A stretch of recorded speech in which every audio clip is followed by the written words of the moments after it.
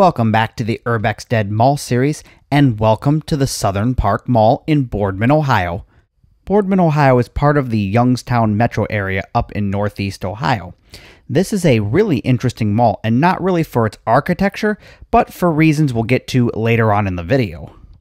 I have made several visits to this mall over the last few years, and it's always been a thriving mall. Here in 2024, it's still thriving, but I fear that that might change in the near future. That's because this mall was recently purchased by Kohan Realty, and we all know their track record. They tend to exploit the industry by buying up malls, running them to the ground, and then selling them off for a quick profit. And for anyone who loves malls, which I'm sure that's pretty much everyone watching this video, Kohan is known as the scumbags that kill off malls. Major development regarding the future of the Southern Park Mall. We've learned an investment group is in talks with the mall's owner, Washington Prime, to purchase the mall. And tenants have begun to receive letters alerting them to the potential change. Caitlin McCarthy has been digging into the company's history. So, Caitlin, what do we know so far? Derek and Madison, the group named in the letter, Cohen Retail Investment, has a history of falling behind on property taxes and other bills. With a potential new buyer, there are questions about the future of the Southern Park Mall. Tenants were sent this letter, which shows Cohen Retail Investment Group is in the process of purchasing the Southern Park Mall. Reports from news outlets all over the country show the group has a bit of a checkered history, with one calling them the last owner a mall sees. A retail real estate expert says that's normal for these types of investment companies. They typically will bleed the yield out and then sell it at an even lower price. And that, again, can be a very good outcome if they're selling it when there's few barriers to redevelopment. But they can also create barriers to redevelopment. The Westwood Mall in Michigan could face foreclosure after being purchased by Cohen in 2019. The Marquette County Treasurer says they owe delinquent taxes and utilities have been repeatedly disconnected for non-payment. It's fairly typical that they will cut a lot of staff, cut services, dispute real estate taxes and not pay real estate taxes. I reached out to Cohen Retail Investment Group multiple times to ask about the future plans for the mall, but did not get a response. Washington Prime, the current owners, gave us no comment months ago when we reached out about the mall being for sale. They reiterated that today when asked about Cohen. With more local news, I'm Caitlin McCarthy.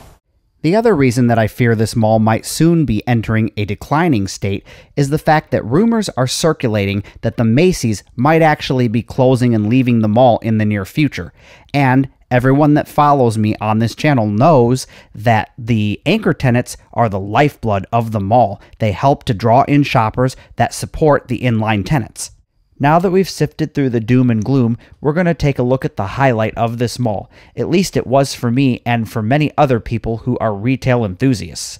This is the Edward J. De Bartolo and Associates Museum. Now I've heard his name pronounced a number of ways, De Bartolo, Di Bartello, and many others. But I believe the name has Italian origins, so we're going to go with De Bartolo.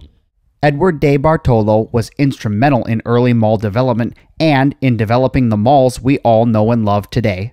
The history of Edward and his company is vast and fascinating. If you can make it out to this mall to check out the museum, I highly recommend it. If you'd like to see a detailed video going over the history of Edward J. De Bartolo and his company and how he was instrumental in early mall development, then leave a comment section down below. If I get enough interest, I'll make a video in the future.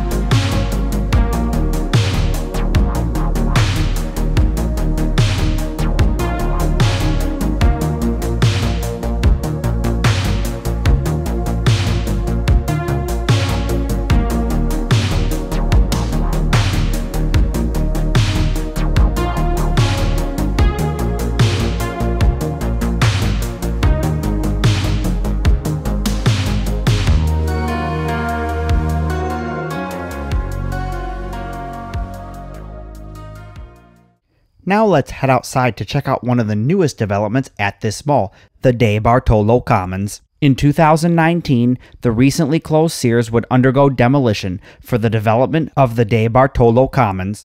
I found some articles online talking about the future development of this area, and they touted it as a new town square for Boardman, Ohio. It would have things like public spaces, shopping, restaurants, and bars.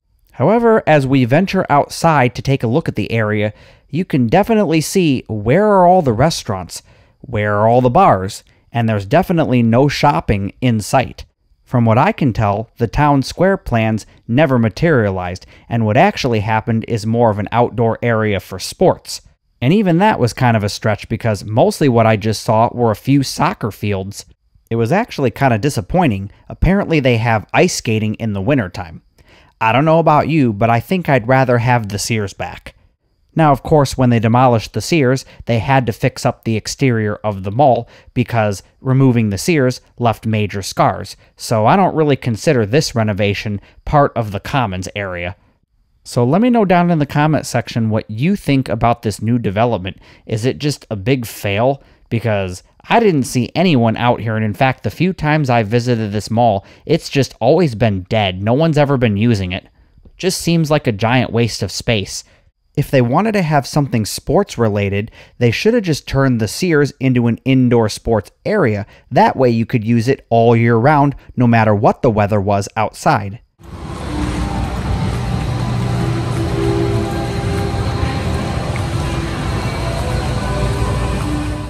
Alright, you guys, here at Southern Park Mall in Boardman, Ohio, and you may recall all Route 21s in the United States closed down. Well, this is definitely after all the closures, and this is one of the first Route 21s to open back up, so let's take a look at it. I didn't film a whole lot in this store, mainly because nothing much had changed since the closure and reopen. I was walking around this store, and yes, that's awesome to have Route 21 back, but there's a reason that they failed. And yet, they're opening stores back up and they haven't changed a thing. Still the same old clothes, still the same quality, still the same prices, still the same everything. And it just sort of puzzles me. So are they just going to re-fail because they're doing the same thing that they always have? I was really hoping that they would have went back to the glory days, back when they had all the awesome pop culture t-shirts. And I know they have some still, but not nearly the amount and the quality that they used to have. So I don't know, leave a comment down below and let me know. Do you think Route 21 is just destined to fail again, or will they actually finally succeed?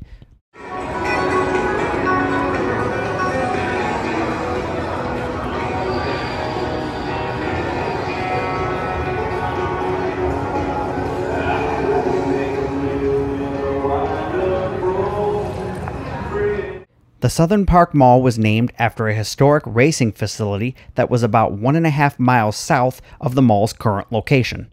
Unfortunately, the racetrack no longer exists. However, you can go see the Southern Park Stables, which were added to the National Register of Historic Places on July 10th of 1986. This is one of the only remaining pieces of the horse racing facility.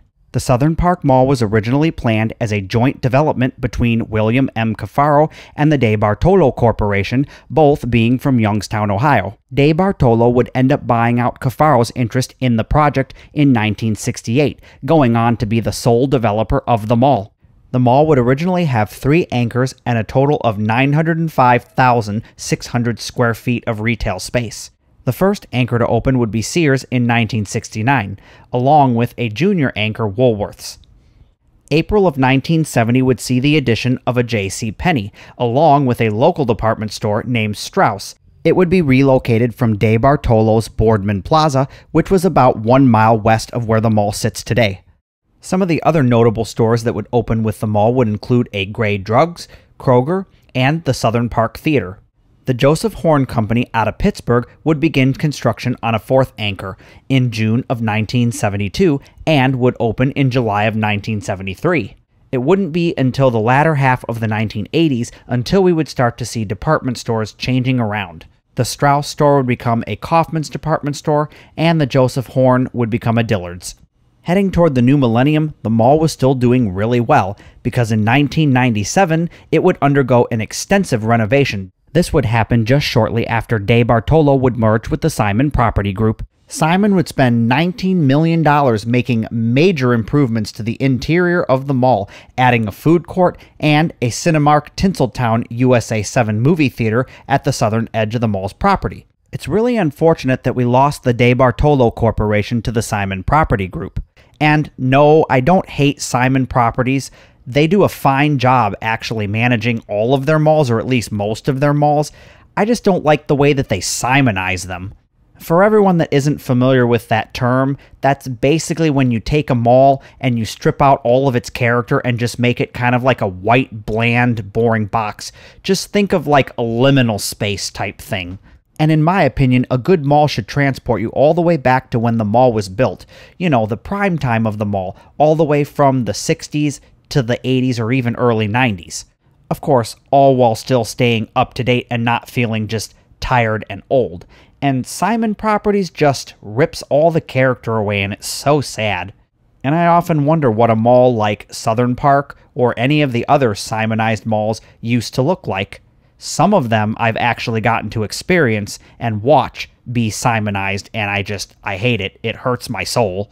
So here's what the Southern Park Mall looked like during its glory days, and it was beautiful.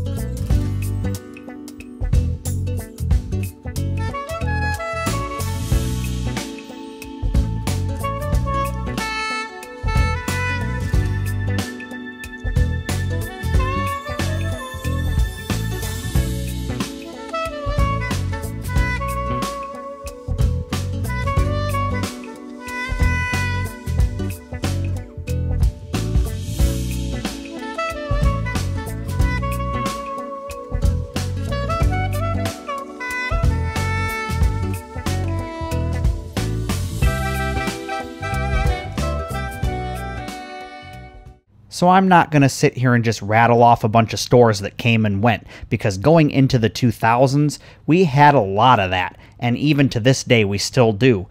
Things like the Kaufmans would go out of business and be rebranded to Macy's. In April of 2014, Simon Properties would announce the sale of the Southern Park Mall to its spin-off, the Washington Prime Group. Up until 2018, the mall was doing really well. They didn't have any vacant anchor spaces and very little to, if any, vacant inline tenants. Unfortunately, this would somewhat change in April of 2018 as the Sears would announce they'd be closing their location after 49 years. Now, this really wouldn't be a jump start to the downward spiral of this mall because even to this day, it's doing pretty well. However, it would kickstart some anchors kind of leaving, because in 2019, the Dillards would then announce that they would be closing their store and leaving. This would leave the mall with only 2 operating anchors and 2 vacant ones.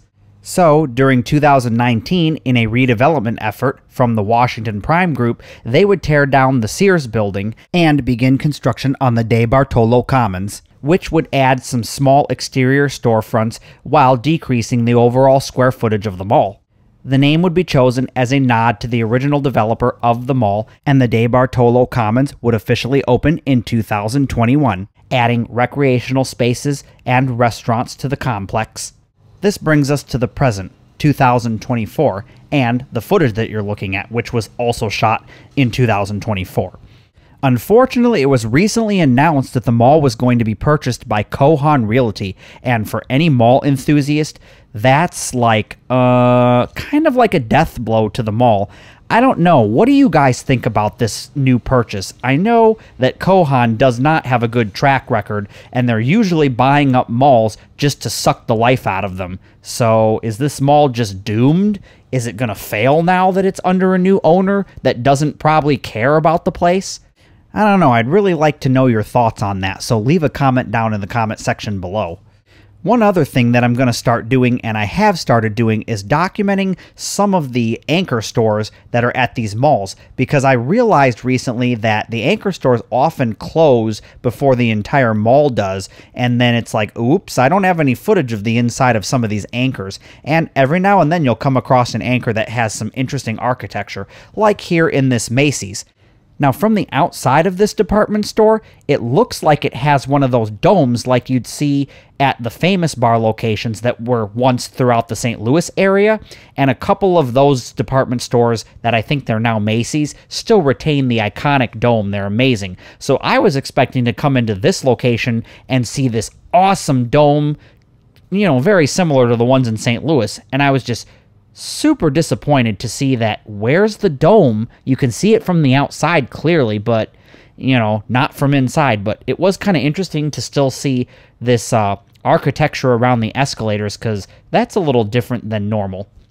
I know I talked an awful lot during this video, but there was a lot of history to go over, especially with the De Bartolo Corporation having this little museum inside the mall, and that was just incredible to see. I highly recommend, if you can make it out to this mall, to check it out for yourself. And I really appreciate you sticking all the way through the video till the end. If you'd like to see extra bonus content and member exclusive, you can check out the links on screen and in the description box below. I want to thank you for all your support and for watching this video, and I will see you on another episode of Urbex.